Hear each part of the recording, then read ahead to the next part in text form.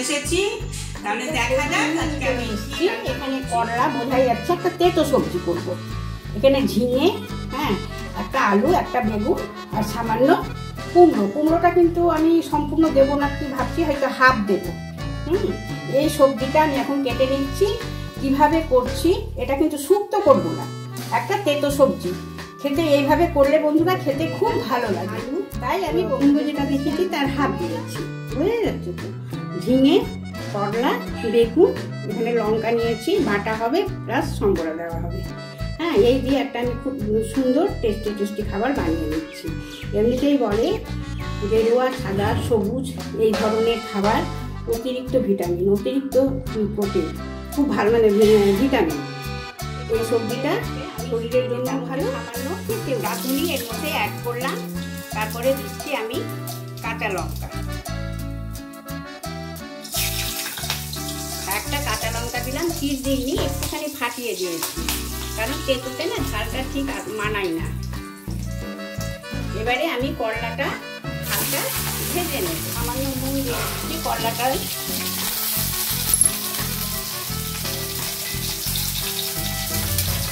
আমার ছেলের কাছে গেছিলাম, সেখানে টাইপটা থেকে গেছে, যে খুব অসুবিধাই করছি।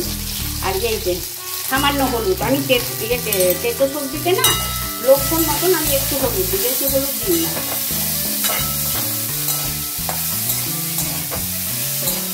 তেতো নানা রকম রেসিপি আমার শেয়ার করা আছে বন্ধুরা, মনে করলে দেখে নেওয়া যাবে। খুব বেশি ভাজবো না, আর আমি এটা ভেজে তুলবো না। হ্যাঁ, ভেজে তুলতে গেলে সব যদি আলাদা আলাদা করে ভাজা যায় না, তাতে কি হয়, তেলের পরিমাণটা বেশি লাগে। আর তেল তো মানুষের এখন হজম করার, সহ্য করার ক্ষমতা নেই। তার জন্য সবসময় চেষ্টা করতে হয় কম তেলে রান্না, খেতেও ভালো হবে, অথচ শরীরের জন্য। আলু দিয়ে দিচ্ছি, আলুটাও জাস্ট আমি একটু নাড়াচাড়া করে ভেজে নেব।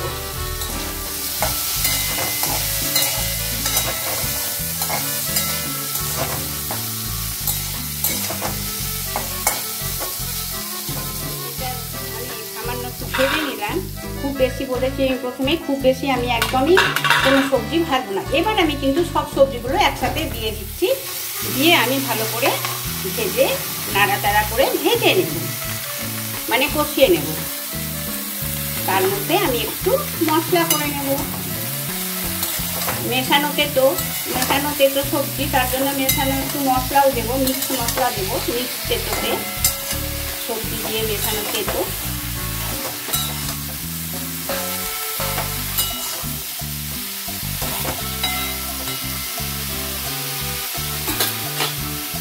দিয়ে দিলাম আর সিম করে রেখেছি। আমি এখানে কি কি মশলা দিচ্ছি সেটা একটু দেখিয়ে নিচ্ছি।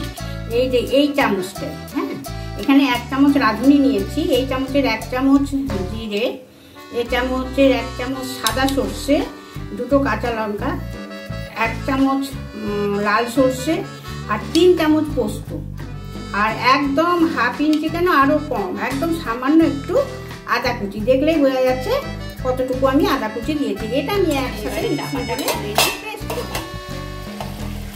আমি মাঝে 2-4 বার চাপা খুলেছি, চাপা খুলে নাড়িয়ে দিয়েছি। ঝিঙে আছে, জল তো কাটবেই।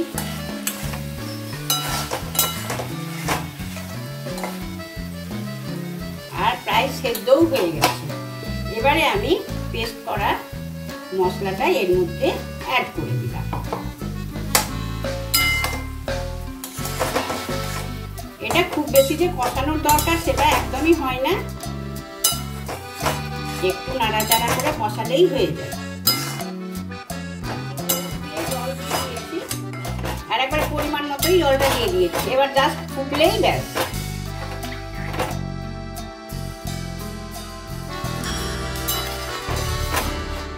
এইভাবে তেতো সবজি খেতে খুব ভালো লাগে। আমার একটু মিষ্টি দিলাম, আমার মিষ্টি ভালো লাগে, মিষ্টি দেব। মিষ্টিটা অপশনালি, বন্ধুরা পছন্দ করলে দেবে, না পছন্দ করলে দেবে না, কিন্তু আমি একটু মিষ্টি না হলে না খেতে পারি না, যার জন্য আমি একটু মিষ্টি দিই।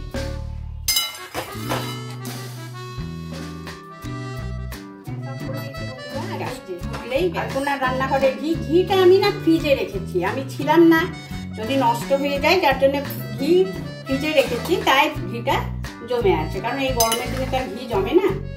আর নতুন বন্ধুরা জানে না, তাই জন্যই বলি আলপনার রান্নাঘরের আলপনার হাতের ঘিয়ের ভিডিও আমার পোস্ট করা আছে বন্ধুরা। আমি কিভাবে খুব সহজ উপায়ে ঘি বানাই, ভিডিওটি দেখলেই বোঝা যাবে।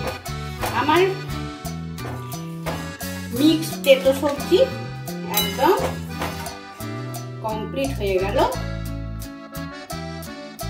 কেমন হলো বন্ধুরা? এবারে আমি সার্ভিং বোল নিয়ে নিয়েছি, সার্ভ করে নিলাম বন্ধুরা। কেমন হয়েছে বন্ধুদের কমেন্টের আশাই রইলাম। এটা কিন্তু প্রচণ্ড টেস্টি হয় বন্ধুরা, একবার বানিয়ে দেখবে এই প্রসেসে। তাহলে আজকের মতো আসি, বাই।